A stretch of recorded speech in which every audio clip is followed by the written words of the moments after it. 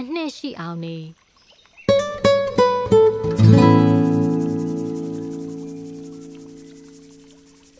ဘဝတွင်အရာရာကိုပြောင်းလဲနေခြင်းများနှင့်ရင်ဆိုင်ရမှာသာဖြစ်ပါတယ်။ပြောင်းလဲခြင်းကိုအစဉ်သစ်လက်ခံပြီးမိမိကိုယ်ကိုလည်းပြုပြင်ပြောင်းလဲသွားရန်လိုအပ်ပါတယ်။ပုံသေးသတ်မှတ်ချက်ဖြင့်နေထိုင်ရန်သေသည်အထိမဖြစ်နိုင်ပါ။လူသည်အတွေးအမြင်တို့ကိုပြုပြင်ပြောင်းလဲရင်းတီထွင်ကြံစဖန်တီးမှုများကိုလည်းပြုလုပ်နေကြရပါတယ်။ကောင်းတာလုပ်ရင်ကောင်းတာဖြစ်မယ်။ဆိုးတာလုပ်ရင်ဆိုးတာဖြစ်မည်ဆိုခြင်းကိုမိမိတို့အတိုင်းအဝိုင်းဤကိုကျင့်တရားနှင့်ဘာသာရေးအမြင်များကသာမက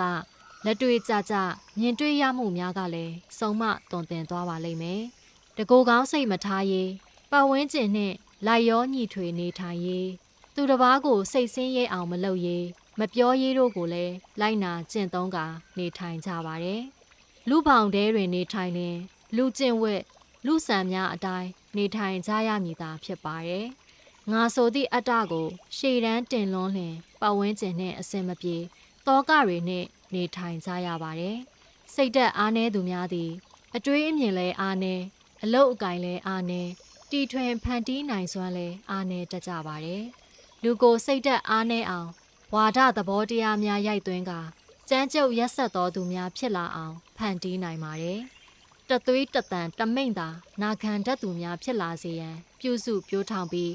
လူအချင်းချင်းရက်ဆက်စွာနှိမ်နှင်းခိုင်းခဲ့သဖြင့်တမိုင်းတွေလူသားတွေတောင်လိုပုံကာတေဆုံးခဲ့ကြရသည့်တပ်တွေများရှိခဲ့ပါတယ်။ထို့ကြောင့်လူတွေကိုအသိပညာအတတ်ပညာများကောင်းစွာပေးရန်လိုအပ်ပါတယ်။လွတ်လပ်သောအတွေးအမြင်များဖြင့်လူသားပိတသောစိတ်ဓာတ်တွေကိုမွေးဖွားနိုင်အောင်လေ့ကျင့်ပျိုးထောင်ပေးမှငြိမ်းချမ်းသောကမ္ဘာလောကကြီးကိုတည်ဆောက်နိုင်မှာဖြစ်ပါတယ်။အတိတ်ကသင်ခန်းစာတွေအများကြီးယူစရာရှိပါတယ်။လူကိုလူလိုမြင်တတ်ရန်ဆိုသည်မှာအနှစ်သာရရှိသည့်လူများကြားတွင်ပညာဖြင့်ကြီးပြင်းမှသာဖြစ်နိုင်ပါတယ်။လူဆိုသည်မှာကိုယ်အယောင်နှင့်ကိုယ်သာထွန်းလင်းတောက်ပနိုင်ပါတယ်။စိတ်နှကပ်အယောင်ဖြင့်ပါးပြောင်နေခြင်းမျိုးမဖြစ်သင့်ပါ။အတိတ်ကိုလွမ်းဆွေးနေရင်ရှေ့ဆက်ရခက်တတ်ပါတယ်။အမှားတွေကိုထိုင်စဉ်းစားနေရင်လည်းရှေ့မတိုးနိုင်အောင်ဖြစ်တတ်ပါတယ်။အမှားတွေကိုသင်ခန်းစာယူကာရှေ့ဆက်နိုင်အောင်စူးစမ်းရမည်သာဖြစ်ပါတယ်။ကိုမကြိုက်သည့်အပြုအမူ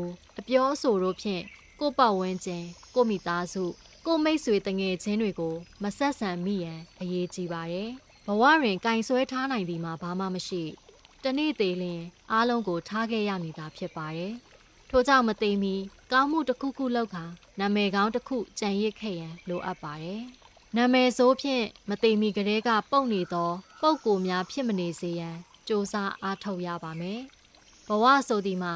ပြန်တွက်စစ်လိုက်လျင်တူတူလေးသာဖြစ်ပါတယ်။မြည်သည့်အချိန်တွင်ဘဝကိုစွန့်ခွာသွားရမည်ဆိုခြင်းကိုမည်သူမျှမပြောနိုင်ပါ။ထို့ကြောင့်ကောင်းမှုတစ်ခုချက်ချင်းသာပြုလိုက်ပါ။မရေရာသည့်ဘဝတွင်အချိန်ဆွဲနေပြီးသေပွဲဝင်သွားရသူတွေများစွာရှိပါတယ်။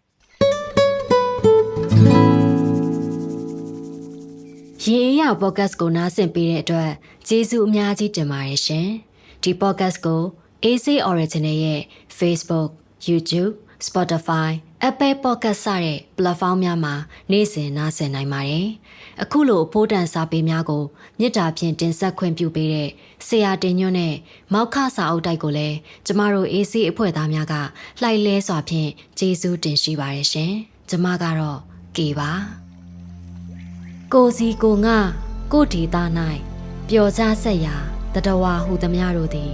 အိမ်မက်ရာမက်ကောင်းစွာမက်၍နှစ်သက်ကြီးသားအိပ်ဆက်နိုင်ကြပါစေမင်္ဂလာကျက်သည်ရှက်ဝေလန်းသဖြင့်စမ်းပွင့်ကြကုန်သည်ဖြစ်၍